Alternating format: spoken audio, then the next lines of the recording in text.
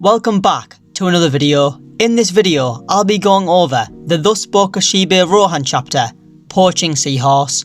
So without further ado, let's get started. Before the video fully begins, I'd like to say that these summaries shouldn't be a replacement of consuming the chapter. If you want to experience the full chapter, I advise reading it online for yourself.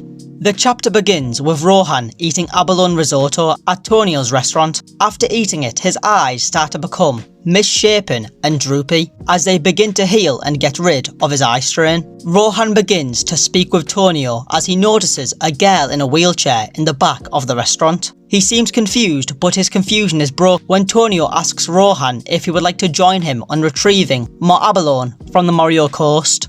Rohan questions the legality of this.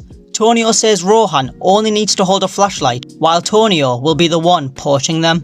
This piques Rohan's interest as it's a huge risk, as poaching is seen as murder in Morio, and there's constant watchmen guarding the coast, so the risk of being arrested is very high. Tonio mentions that at night it will be easier, as less watchmen will be present. It then skips to nighttime as an explanation comes up explaining how the moon's gravity affects the tides around the rocks, which has a knock-on effect on the sea life, which causes the abalones to release their grip from the rocks. Before the poaching begins, Rohan questions Tonio on who that woman was in the restaurant, and it's revealed it's Tonio's lover, Virginia from Italy, but she's incredibly sick as she has a grapefruit-sized tumour in her head that not even Pearl Jam can fix. They both get in the water as they hear a loud sound. They look around and see hundreds of abalones. Rohan then turns around and looks at a sign showing that this land is owned by the Higashikata family, which is why nobody fishes there. As he turns back around, he notices Tonio is missing. Rohan then goes underwater and notices Tonio, who is covered in abalones and extremely heavy. Rohan begins to sink, so he shouts to see if anyone is around to help. Rohan goes back underwater to try and save Tonio, but too many abalones get stuck to him, weighing him down.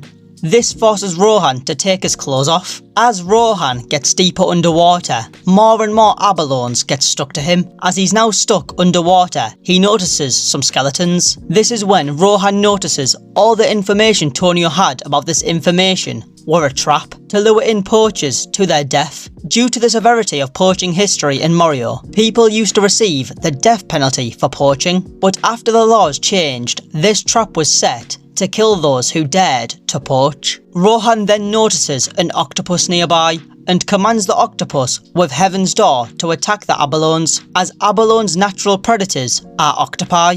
The chapter then ends by cutting to the next day, with Rohan eating an octopus tomato sauce stew, while sat with Josuke, Okayasu and Koichi. It then shows Tonio and Virginia in the back as she's no longer bound to a wheelchair, hinting to the fact she's been cured. And that's the chapter, a solid 8 out of 10. Well, that's it from me. I hope you enjoyed the video. If so, please consider liking and subscribing, and I'll see you in the next one.